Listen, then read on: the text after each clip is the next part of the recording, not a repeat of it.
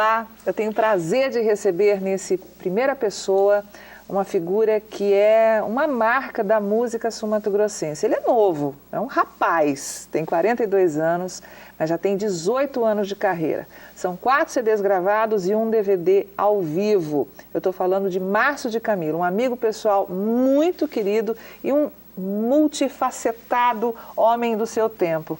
Tudo bem, Marcinho? Tudo bem, bom te ver. Tenho um prazer enorme de ter você aqui, porque, como eu falei, você é um grande amigo. Obrigado. E é uma pessoa muito rica para se conversar. A gente pode passar horas conversando com você e não se cansa. Obrigado. Deixa eu situar você para as pessoas que não te conhecem. Você vem de uma família onde os homens imperam, né? Você é o caçula de 4 irmãos. Exatamente. Né? Tem o Rubens e o Gil, que são arquitetos. Tem o Carlos, que é o Tito. É o Tito, né? Que é engenheiro agrônomo. E você que foi para o lado da publicidade e da música. É. Como é que se deu isso? Olha, é engraçado. Eu lembro quando eu tinha uns 15 anos, eu queria ser arquiteto.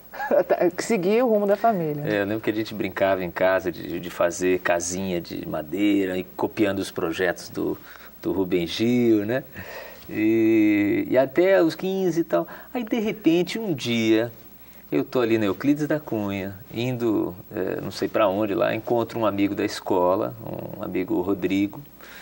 Ele falou, pô, vamos lá em casa? Eu falei, pô, vamos. Tal. Eu cheguei na casa dele, tinha um cara, um cabeludo tocando viola. E era o Almir Ninguém Sater. mais que Almir Sater. E quando a minha avó cantava tango, meu avô tocava violão, ou seja, em casa tinha música, meu pai gostava muito de música, mas ali eu tomei contato com um fazedor de música, sabe, um compositor, e aquilo me encantou bastante, e eu percebi que a cada dia a música falava mais forte. E como diz o Manuel de Barros, o artista sofre, né?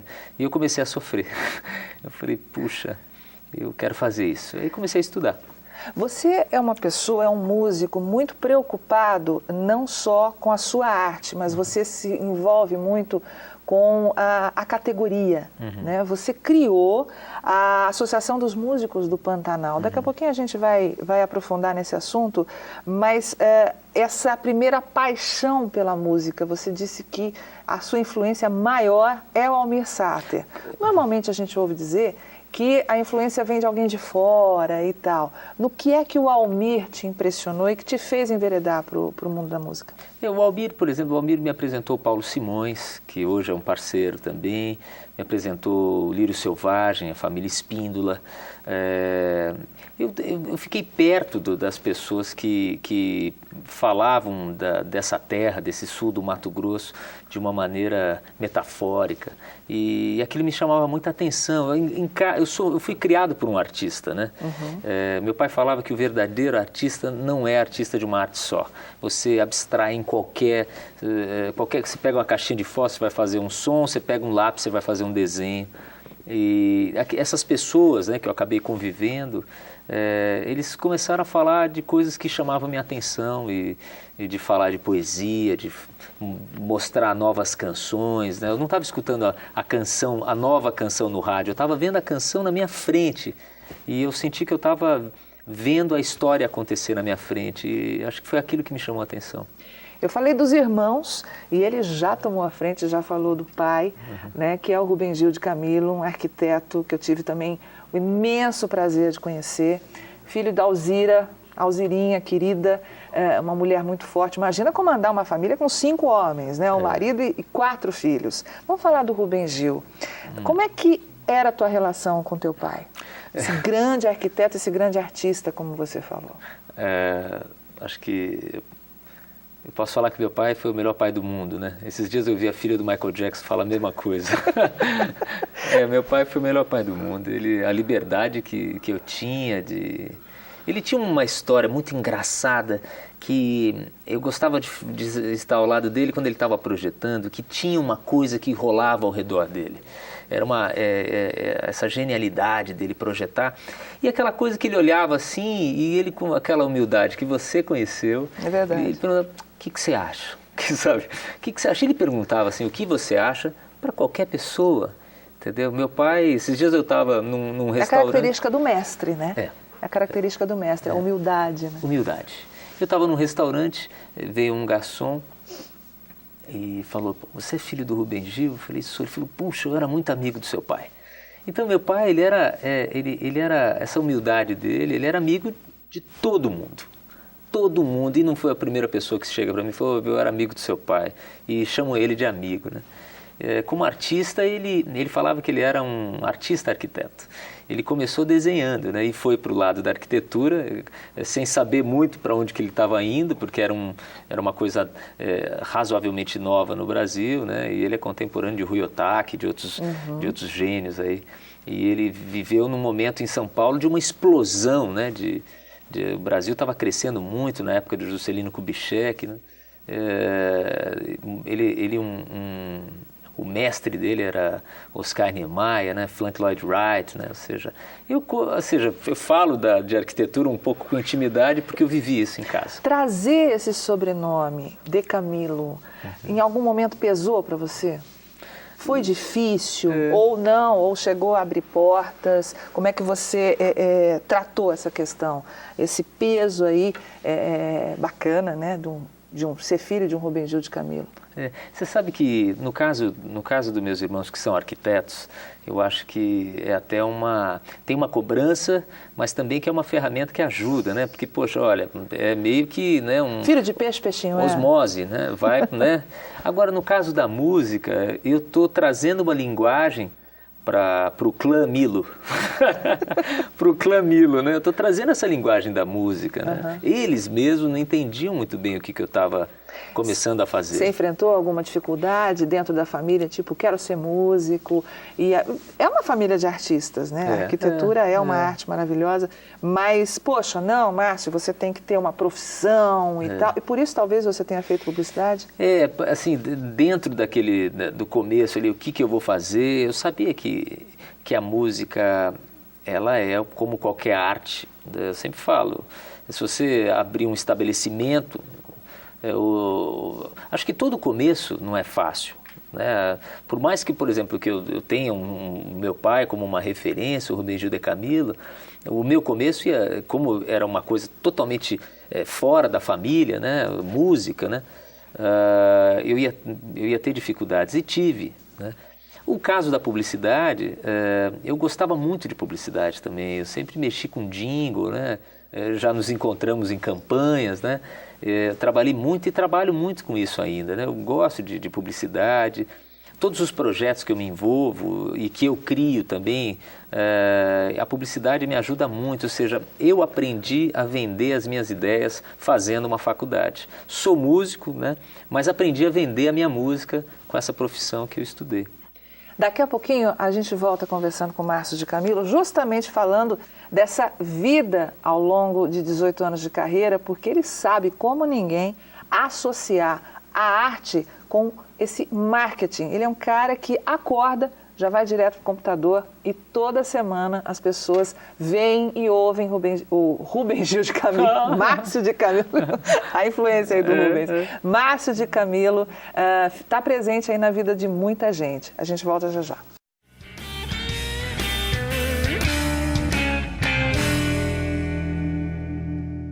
Estamos de volta com um bate-papo com o cantor, compositor, empresário, publicitário, Márcio de Camilo. Márcio, são 4 CDs, né? O primeiro foi em 1996, Olhos d'Água, que é aí que você colocou como início da tua carreira, né? Já são 18 anos. Depois vem em 2001, o segundo CD, o Telepaticamente. 2005, o terceiro CD, que já veio o primeiro DVD ao vivo já no formato acústico, né? E o nome desse CD é Ao Vivo. E o quarto CD foi em 2007, Me Deixa Levar. Vai sair mais algum CD por aí logo, porque 2007 já faz tempo. Em meses. Não 1, 2.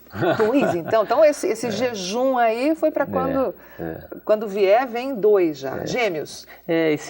Porque eu passei 4 anos mexendo na obra do Manuel de Barros, né? Você está com um trabalho fantástico, que é o Crianceiras. Crianceiras. Crianceiras. Você pegou a obra do Manuel de Barros e está colocando isso em música. Eu já coloquei, está pronto. Já tá em algumas semanas já em loja, já está. Como é que foi mergulhar na obra desse poeta maravilhoso? Manuel, eu conheci Manuel há 20 anos atrás. Eu conheci praticamente a minha esposa na casa dele, né? A Isabela? Eu conheci a Isabela, a gente começou a namorar lá, eu lembro que eu tive com o Manuel... Nossa, que belo padrinho! O Manuel de Barros chegou pra gente e falou assim, chegou pra ela, pra Isabela, né? A gente tava saindo da casa dele, ele falou assim, espero ter sido culpido e não o culpado. Que lindo! E ele foi um belo cupido, já são 21 anos de casamento. Exatamente, né? 21 anos. E aí você pegou a obra do Manuel e falou, não, vou transformar isso em música, e é um projeto que está saindo. Como é que foi lidar com essas crianças também cantando? Assim, uma vez, Manuel, eu estava morando em Barcelona e trabalhando na obra dele lá, né? Ou seja, foi interessante, foi um ano sabático, né? Eu tinha tempo era um ócio criativo, como diz o Domênico de Masi, né? E ele mandou um recado, quando eu mandei as provas das canções para ele, uma no começo, né? Porque eu criava e mandava, né? E ele falou assim, fala para o Márcio, fala para o nosso menino ter calma. Então foi feito com calma, como a obra dele foi feita com calma. Deve ser muito interessante você, de Barcelona, mergulhar na obra de um poeta pantaneiro, que fala dessa nossa região aqui com tanta propriedade, com os olhos iluminados. Como é que é ver o seu estado, o seu local aqui, a tua praia, lá de fora? Você que passou algum tempo morando na Europa, sua formação foi toda em São Paulo, que diferenças existem, né, quando você está de fora olhando para cá? Saudade. A saudade... Que tipo de saudade? Você começa a dar valor. Não, sempre eu dei muito valor. Mas é um valor diferente. Mas é um valor com saudade, é um valor com mais valor. Nossa, eu tinha tudo isso e não dava conta que tinha. Assim, mais ou menos eu lembro que eu pensei assim... eu vivi muitas coisas lá, né? Conheci muitos ritmos, toquei com muitos músicos, né? Mas sempre tocava o quê? As minhas coisas. Eu tocava o meu lugar, eu mostrava o meu lugar. Eu não chegava lá para tocar o que eles estavam tocando, não. Eu levava o que eu fazia aqui, o que eu faço em qualquer lugar onde eu vou. Eu toco o meu lugar. Então assim foi lá, eu estava compondo, eu sempre estava compondo, falando, por exemplo, eu tive um tempo em Briançon, e nessa cidade, na França, tinha muito relógio de sol. E aí, ou seja, com a viola eu comecei a fazer uma música sobre o relógio de sol, dos lugares dessa região. Mas, e quando eu estava escrevendo alguma coisa, eu sempre estava escrevendo alguma coisa daqui, falando do meu lugar. É interessante isso. Eu nunca, aqui estou com você, eu estou pensando. É uma maneira de se aproximar, né, da nossa raiz, matar a de saudade. voltar. Você está com violão, eu queria que você... Esse é o violão ou a viola? Essa aqui é a viola. A viola. A viola tem 10 cordas. Conta pra gente, antes da gente começar essa entrevista, você estava falando de Portugal, né? Você passou também um período em Portugal, e falando da diferença que existe dos sons, das afinações. Conta pra gente rapidamente a história da viola. As afinações do Brasil aqui, por exemplo, essa coisa do interior, então elas têm nome, rio abaixo, rio acima, cebolão, afinação do capeta. No Brasil tem 34 afinações. Em Portugal tem 2. Eles afinam muito em sol, essa aqui está em ré, rio abaixo, rio acima, cebolão e... Quer dizer, são 34 afinações, assim, e tem várias, talvez tenham muito mais, né? 34 que o Roberto Correia, que é um grande estudioso da viola, a gente conversando, são 34, ele tem um livro muito interessante que eu estudei, né? Algumas coisas dele.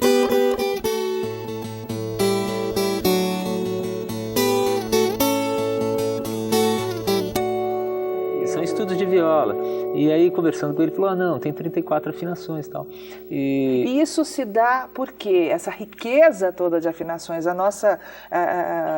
essas faces aí multiculturais, é isso? Exatamente, essa miscigenação, né? A gente sofre influência aqui do norte, do sul, não aqui, mas a viola, por exemplo, começaram a tocar no interior do Brasil a influência, por exemplo, do Paraguai, que era a Guarani. O Mariuzan, quando fez Lá vai uma chalana, bem longe se vai, fez aqui, ou seja, e a viola, ela é mineira também, né? Ela chegou no Brasil há 270 anos, mais ou menos atrás. Ela veio com os jesuítas de Portugal, né? E Portugal toca uma coisa assim. E aqui no Brasil, por exemplo, Tião Carreiro, que essa viola é uma viola no formato Tião Carreiro, né? Ele que desenhou foi um grande violeiro, que toca uma coisa chamada pagode caipira, que é esse aqui, ó.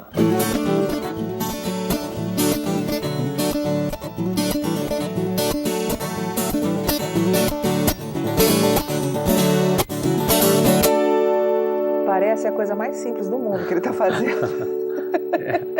É incrível, né? Como na mão de quem domina fica simples, né? Para a gente encerrar esse bloco, deixa eu te perguntar uma coisa. Você, ao mesmo tempo que você é um envolvido nessa literatura, você é um estudioso, você gosta de procurar detalhes do seu ofício, você acompanha muito bem o seu tempo. Você é um cara que levanta de manhã, já vai para a internet e está sintonizado no mundo.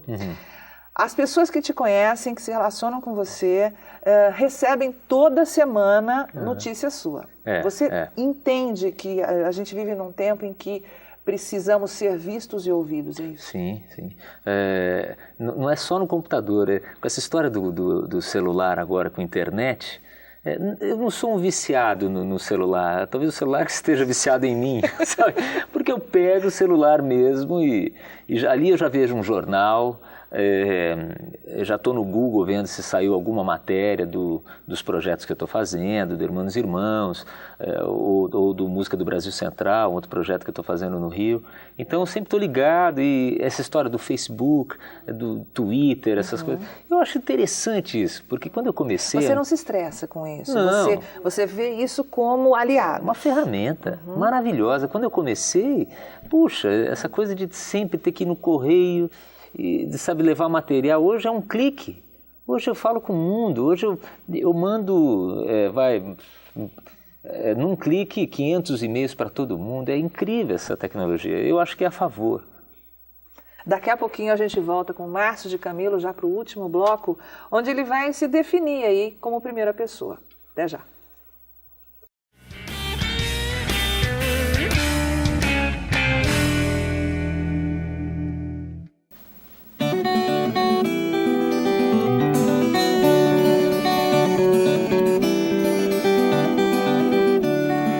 Aí vem o verão e eu, como se fosse de praxe, faço logo uma canção pra que a gente relaxe. Toda estação é boa, desde que a gente assim acha. Eu fiz uma canção que voa, é quase uma pintura guache.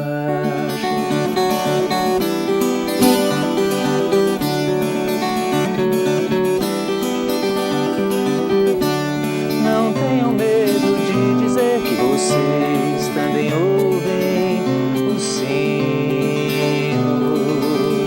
sinos, esses que são aqueles que dizem assim: aqui agora meninos, aqui agora meninos, aqui agora meninos, aqui agora.